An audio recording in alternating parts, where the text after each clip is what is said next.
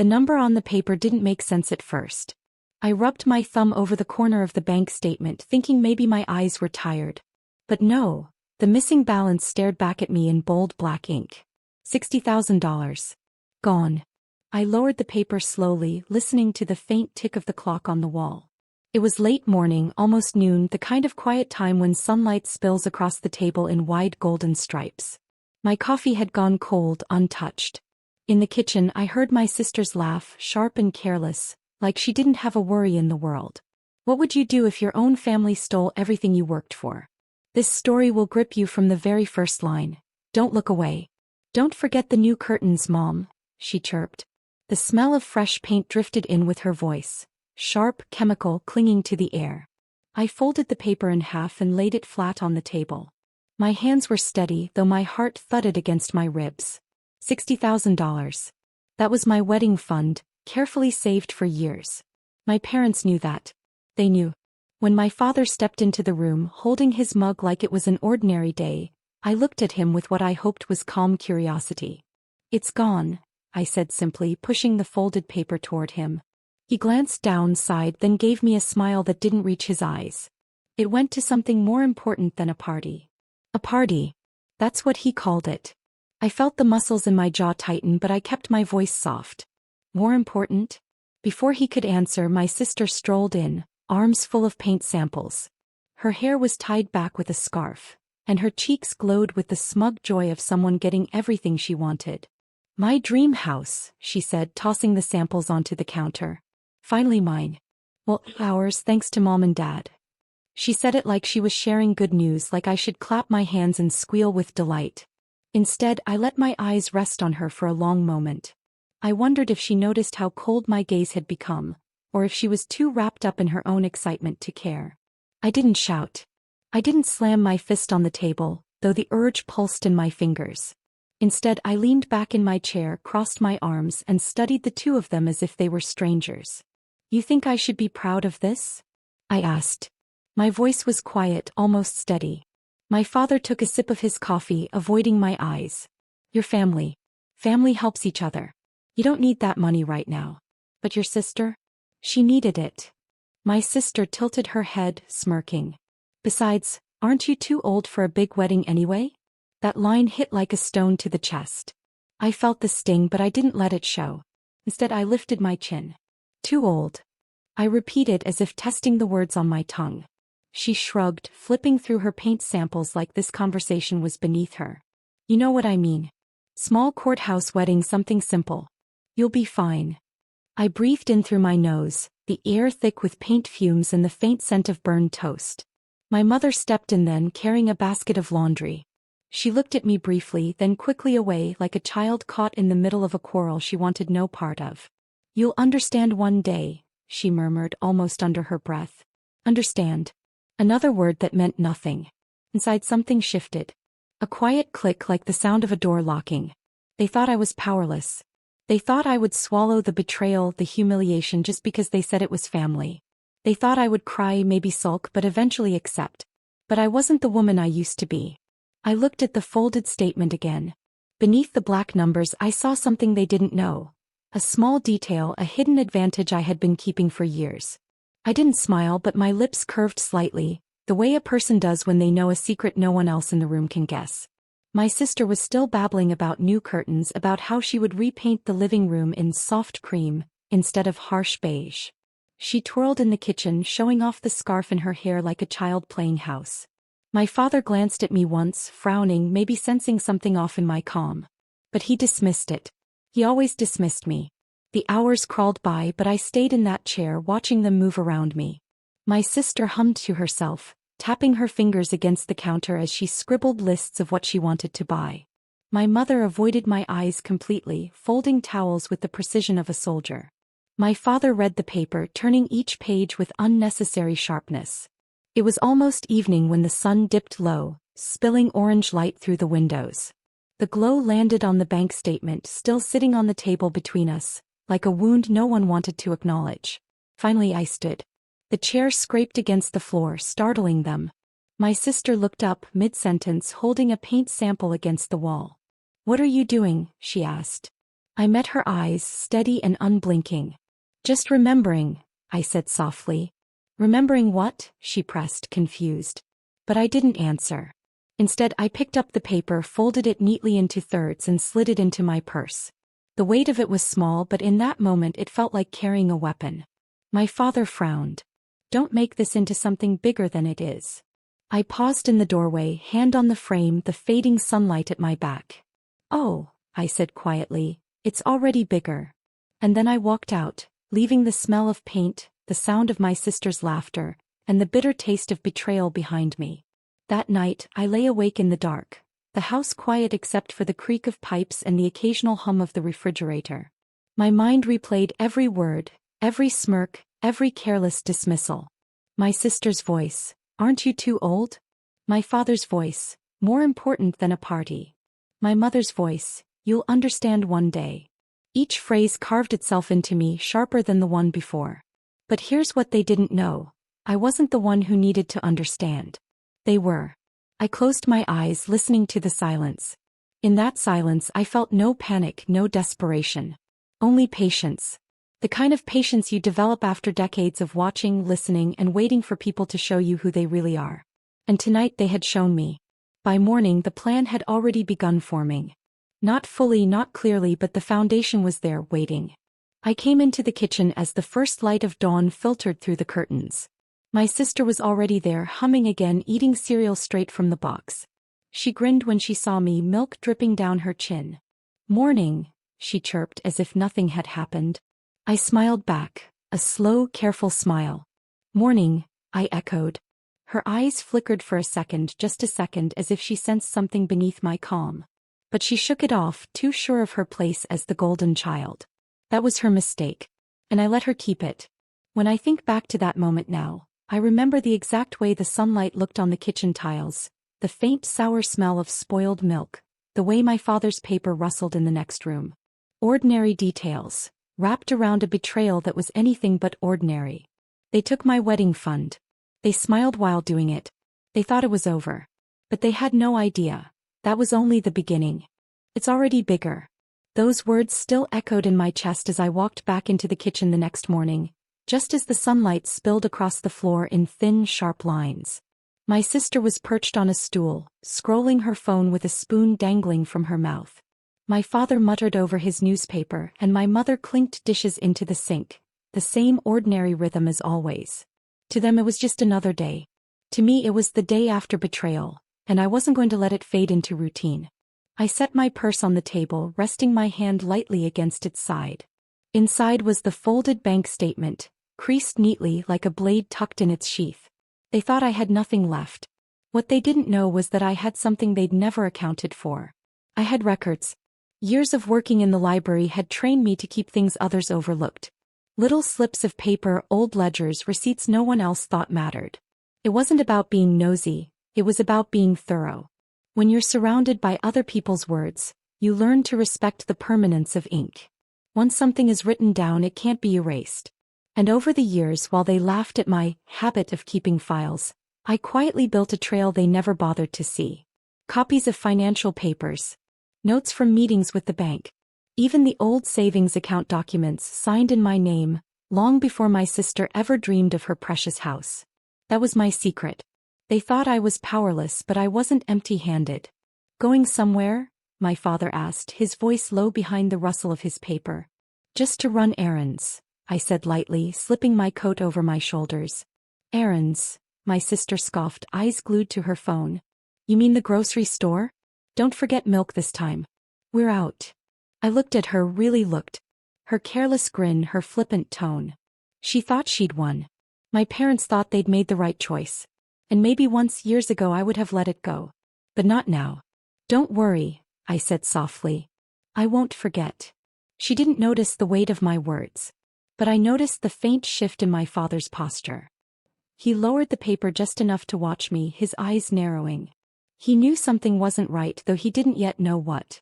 I walked into town, the autumn air crisp against my cheeks.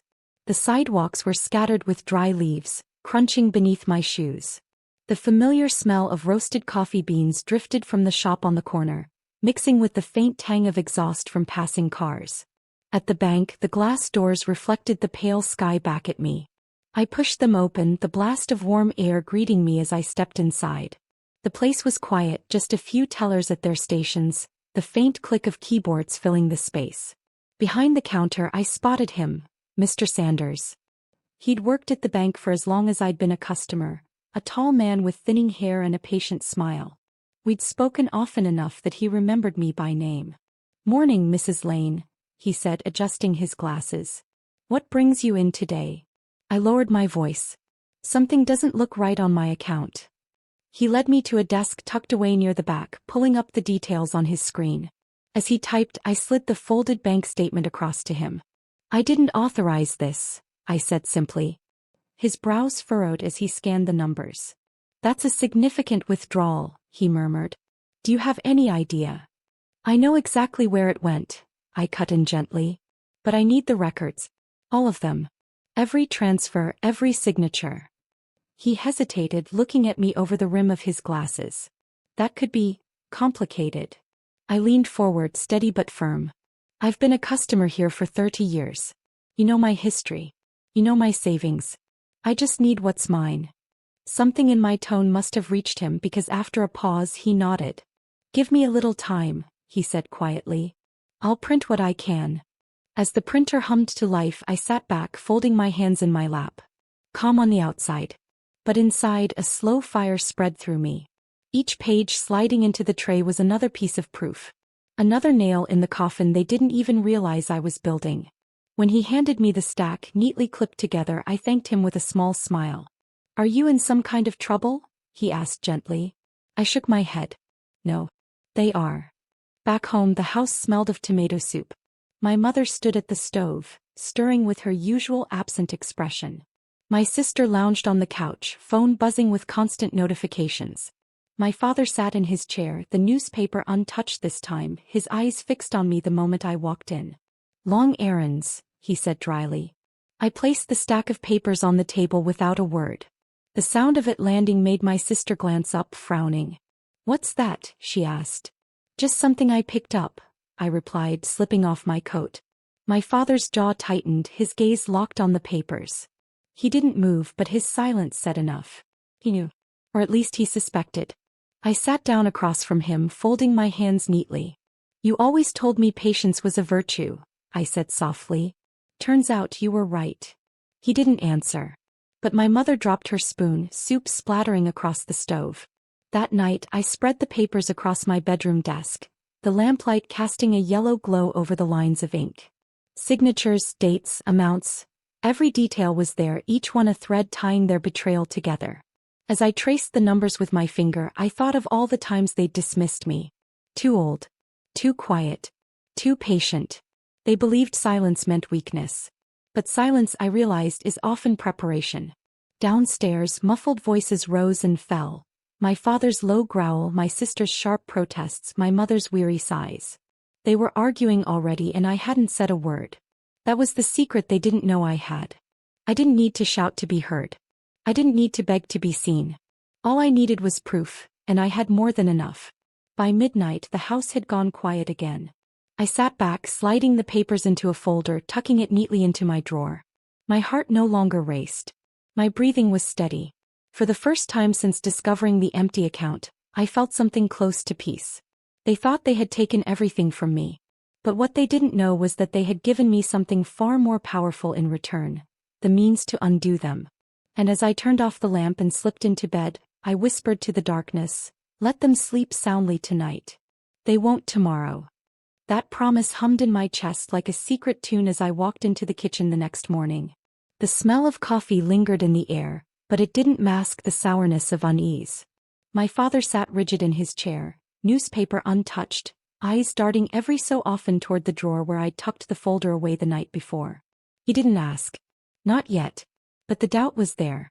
And doubt, I knew from a lifetime of watching, could spread like cracks in glass. I started small. At breakfast, I casually asked my mother, "Did the bank ever give you back the old passbooks? I can't seem to find mine." She froze mid-sip of her tea, eyes flickering toward my father. "Passbooks? I don't know. Must have been years ago." "Strange," I murmured, stirring sugar into my cup. I thought I saw one in the hall drawer last month. Maybe I'm mistaken. My father rustled the paper too loud, pretending to read. My sister, spoon clinking against her cereal bowl, rolled her eyes. Who cares about dusty old passbooks? You sound like a grandma hoarding junk. I didn't answer. I just let the silence hang. Silence, I had learned, makes people fill in the blanks themselves. That evening, while folding laundry, I slipped another question into the air, light as a feather. Did you ever notice, I said to my mother, holding up one of my father's shirts, how the signatures on the recent forms look different than the ones from years ago? The shirt sagged in my hands, but I kept my tone curious, almost absent-minded. My mother blinked. What do you mean? Oh, nothing, I said with a small shrug. Just thought the loops looked heavier. Maybe he pressed too hard with the pen. She stared at me longer than she needed to, then folded the shirt too quickly, her hands trembling just a little. A seed planted. I began to notice how quickly they turned on each other when pressed. My father snapped at my mother more than usual. My sister snapped at both of them, her sharp voice carrying through the house. One night, while I sat quietly in the living room with my knitting, I overheard her snapping, "You should have told me if it was risky. You said it was simple." My father's reply was muffled, defensive. My mother's voice wove between them like weak thread, trying to hold the fabric together. I kept my head down, needles clicking softly. But inside I smiled. They were unraveling themselves. The next step was at dinner. I set my fork down lightly, as though I were only making conversation. I read an article today, I said, about people losing homes when the bank finds irregularities in their paperwork. Imagine going through all that effort only to have it taken away. My sister slammed her fork down, sauce splattering across her plate. Why would you even say something like that? I lifted my eyebrows. I didn't mean anything by it. Just something I read. Her face flushed red. Well, it's not going to happen to me. Of course not, I said calmly, taking another bite. As long as everything's in order. My father's hand tightened around his glass. My mother coughed into her napkin. And my sister glared at me as if she finally sensed I was no longer harmless. Another crack in the glass. I kept my movements ordinary. I still cooked, cleaned, walked to town. But each action carried a shadow. At the grocery store, I deliberately stopped to chat with Mrs. Thompson, who everyone knew had worked at the bank before retiring. I made sure my sister saw us from across the aisle, our heads bent close in conversation. When I came home, I left the grocery bag on the counter and mentioned offhand, "Funny what you learn when you talk to people who know the banking system inside and out." My sister nearly dropped the carton of eggs, her knuckles white as she shoved them into the fridge. The tension bled into their routines. My father paced the porch in the evenings, muttering under his breath, his pipe clamped too tightly between his teeth. My mother spent more time scrubbing already clean counters, her fingers raw from the soap. My sister, once so smug, now checked her phone constantly, her brow furrowed, her laughter gone. I didn't have to say much. Just a glance at the folder I sometimes carried into the living room. Just a comment about how important accuracy is in legal matters. Just a sigh when the phone rang, followed by a knowing shake of my head.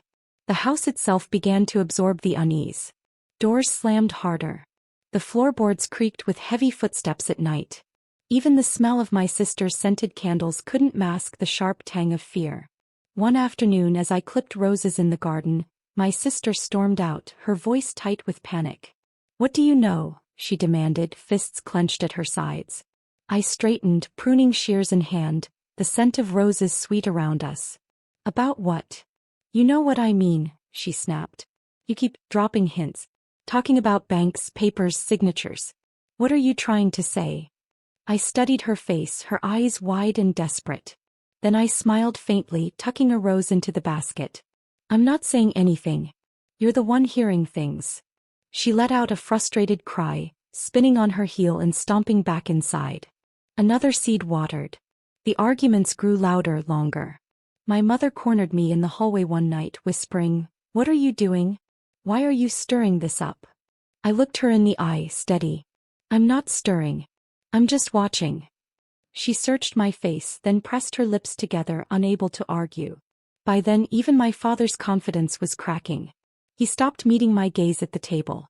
His hands shook slightly when he lifted his glass. And once, late at night, I caught him in the kitchen rifling through drawers, as if searching for the papers he suspected I had. He didn't find them. The beauty of doubt is that it doesn't need proof to grow.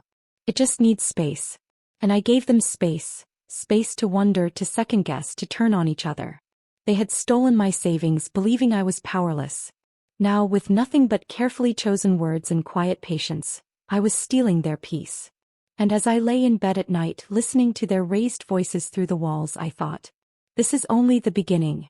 That thought still hummed in my mind when the phone rang the next morning, shrill and insistent, slicing through the silence of the house. I was standing at the sink, rinsing a coffee cup, when my father's heavy footsteps thundered down the hallway. He snatched the receiver off the hook, voice gruff. Hello. Pause. Then his tone shifted, sharp, strained. What do you mean, frozen? I set the cup carefully on the counter, droplets sliding down the porcelain. My hands were steady, but my heart beat faster, each word from his mouth confirming what I had expected. His voice grew louder, rattled. That's impossible. We look again. I walked to the table, sat down and folded my hands, watching as his face reddened, his eyes wide with something I hadn't seen in years, fear. He slammed the phone down, chest heaving. My mother hovered in the doorway, wiping her hands nervously on a dish towel. My sister shuffled in behind her, hair messy, still in pajamas, confusion written all over her face. What happened?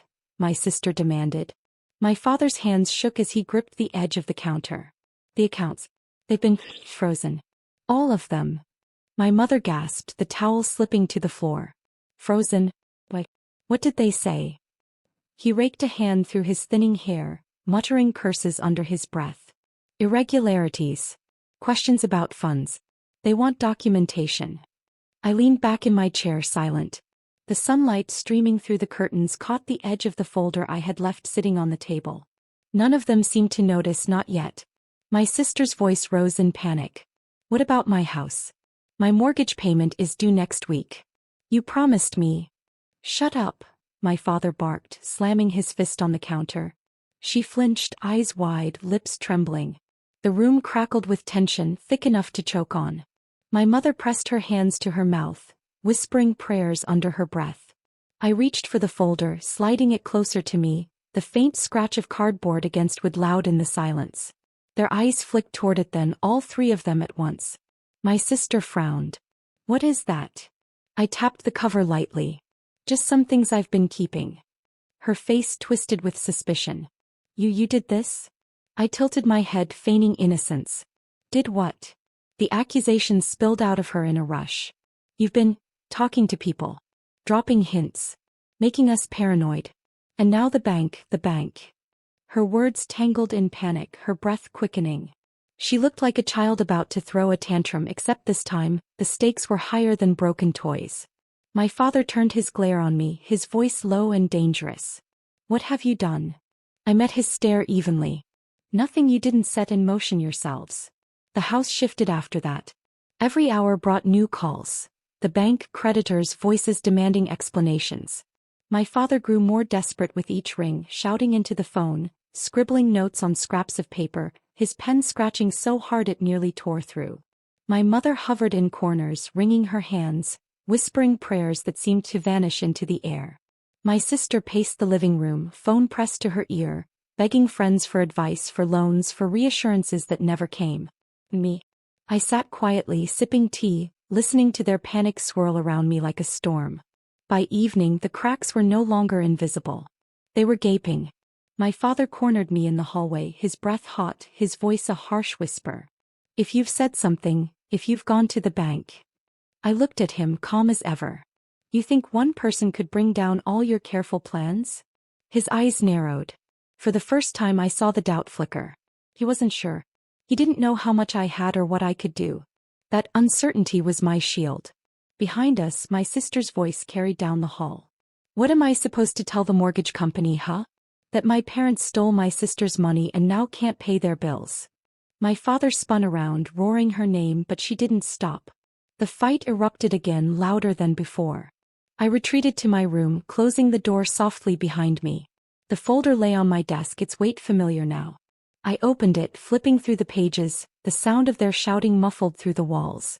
Each signature, each transfer, each date stared back at me like silent witnesses. Proof of betrayal. Proof of carelessness. Proof of everything they thought they had hidden.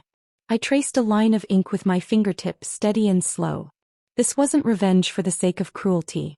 This was clarity. This was balance. Downstairs, a door slammed. My sister's footsteps pounded up the stairs, stopping outside my door. "You ruined everything," she screamed, voice cracking. I didn't answer. I just closed the folder, slid it back into the drawer and turned the key.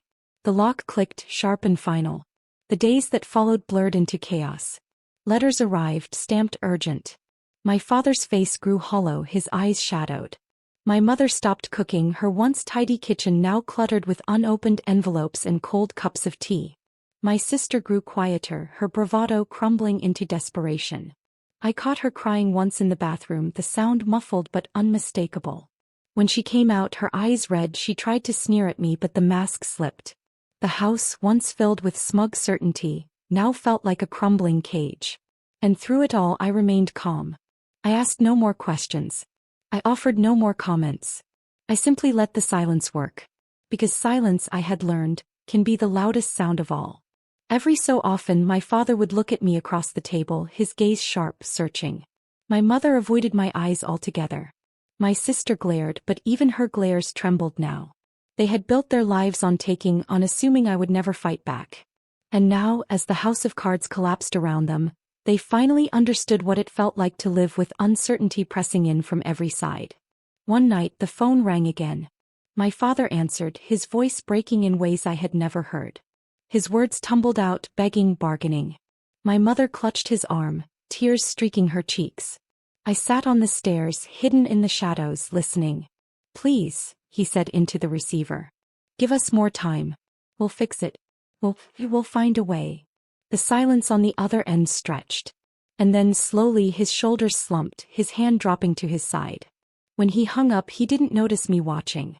He just sank into the chair, head in his hands, the weight of everything pressing down at last. For the first time I almost felt pity. Almost. But then I remembered the smirk on my sister's face when she said I was too old. I remembered the way my father called my wedding fund a party. I remembered my mother's empty words, "You'll understand one day." Though pity wasn't what they deserved. That night as I lay in bed, the house silent except for the occasional creak of settling wood, I realized something. This wasn't just about money anymore. It was about truth. They had spent years underestimating me, dismissing me, using me. Now every fear in their hearts was of their own making. And I didn't need to lift a finger. That thought lay heavy on my chest as the silence of the house pressed in. The faint hum of the refrigerator. The distant groan of old wood settling in the walls. My father still sat downstairs, a crumpled shadow in his chair. My mother hovered beside him, whispering prayers that even she no longer believed would be answered. My sister's door upstairs slammed shut, followed by muffled sobs. Me. I lay in bed, staring at the ceiling, the glow of the streetlight slanting through the blinds across my face. Calm, steady, ready. I had carried the weight of their betrayal in silence long enough. Tomorrow they would carry mine. The morning light crept into the house, pale and cold. I rose before the rest, my footsteps quiet against the creaking floorboards. In the kitchen I brewed tea, the steam rising in gentle curls, filling the air with chamomile. My hands did not shake. The folder sat on the table where I had placed it the night before, the metal clasp glinting faintly in the light. This was no longer a secret weapon tucked away in a drawer. It was evidence ready to be used. When my father entered, his eyes fell on it instantly. His lips parted, but no words came. My mother appeared behind him, her hair unbrushed, her face pale. My sister dragged herself in last, her expression a mix of exhaustion and fury. I took a slow sip of tea. "Sit," I said. They did. I opened the folder, spreading the papers across the table one by one. Each sheet landed with a soft slap, echoing louder than their silence. Transfers. Signatures. Withdrawals. All laid bare in neat rows of ink. "This," I began, my voice calm, "is what you thought you could hide." My father's jaw tightened. "You don't know what you're talking about." I met his glare. "I know enough. Enough to understand exactly how you drained my account. Enough to see how you shifted funds into hers. I gestured toward my sister who shrank in her chair. Enough to know that what you called family help is in fact theft. My mother whispered, "Please don't." I cut her off with a glance. "Don't what?" "Don't speak the truth." My sister slammed her palms against the table, eyes wild. "You're ruining everything. Do you know how hard it is to get a house? Do you know what I'll lose if you keep pushing this?" I leaned forward, my voice steady. "You mean what you'll lose because you stole from me? Because you were handed what you didn't earn?" Tears pooled in her eyes, but her anger burned hotter. "You don't even need that money. You don't have a wedding coming. You don't even have anyone." The words stung sharp and cruel. But I didn't let them pierce me. I inhaled slowly, exhaled slower, and answered with the weight of truth. "No," I said. "What I don't have is family I can trust." For a moment the room was still. My father's face twisted, torn between anger and shame. My mother stared down at her lap, her lips trembling. My sister looked at me like I was a stranger she couldn't manipulate anymore. I gathered the papers into a neat stack and slid them back into the folder. "The bank already has copies," I said softly. "Every detail. Every inconsistency.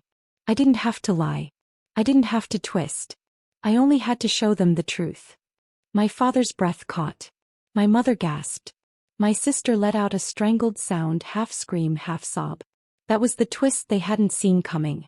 They thought my silence was weakness. But my silence had been preparation. The phone rang again. Its shrill cry cut through the room like a blade. No one moved to answer it this time. I stood, gathering my coat from the chair. "I'll let you deal with that," I said. "Where are you going?" my mother asked, her voice barely above a whisper. "Out," I replied simply. "To live my life without carrying the weight of yours." The air outside was crisp, autumn leaves crunching beneath my shoes as I walked down the path. Behind me the house loomed, not the home I grew up in but a shell filled with secrets, greed and lies. I didn't look back. That afternoon I sat at a small cafe in town, the kind with chipped mugs and lace curtains. I cradled a cup of coffee between my palms, watching people pass by the window. Couples holding hands. Children laughing as they chased each other down the sidewalk. Ordinary life moving forward. For the first time in months, maybe years, I felt light. Free. They would spend their days scrambling, answering calls, begging for extensions, fighting among themselves. Their empire of control had crumbled, and there was no rebuilding it on stolen foundations. Me. I had nothing to prove anymore. I had already won. Later that evening, as the sun dipped low and painted the sky in shades of orange and pink, I returned home to gather the last of my things. The house was eerily quiet, the air heavy with defeat. My sister sat on the couch, eyes red, face streaked with tears. She didn't look at me. My father stared blankly at the floor, shoulders hunched, the weight of his downfall pressing into his bones. My mother sat beside him, her hand resting on his arm, her gaze distant and broken. I moved quietly through the house, collecting only what was mine: my books, my clothes, my photographs. Each item I packed was a piece of myself they hadn't managed to take. As I zipped the final bag, my father finally spoke, his voice cracked. "You'll regret this." I turned to him, steady. "No," I said. "I regret ever trusting you." The last thing I saw as I walked out was the three of them, sitting in silence, each drowning in their own guilt and fear. The last thing they saw was me leaving with my head high, unbroken and untouchable. Outside, the evening air wrapped around me like a promise. The streetlights flickered on, casting long shadows across the road. I set my bags down for a moment, lifted my chin, and let the cool breeze carry away the last of my doubt. Revenge hadn't been about shouting or fighting. It had been about truth. About patience. About making them feel every ounce of the power they thought I didn't have. And I had done it. I walked toward the bus stop, each step lighter than the last. The folder remained tucked safely in my bag, not as a weapon anymore but as a reminder. A reminder that even the quietest woman can bring down an empire built on lies. The bus pulled up with a hiss of brakes. I climbed aboard, found a seat by the window, and watched as the house disappeared from view. For the first time in a long time I smiled, not out of bitterness but out of freedom. Because I hadn't just taken back my money. I had taken back myself. And as the road stretched out before me, I knew this chapter was closed, and I was finally free to live with my head held high. this story moved you, subscribe now. Every week, I share powerful revenge and betrayal stories that will keep you hooked until the very last word. Don't miss the next one.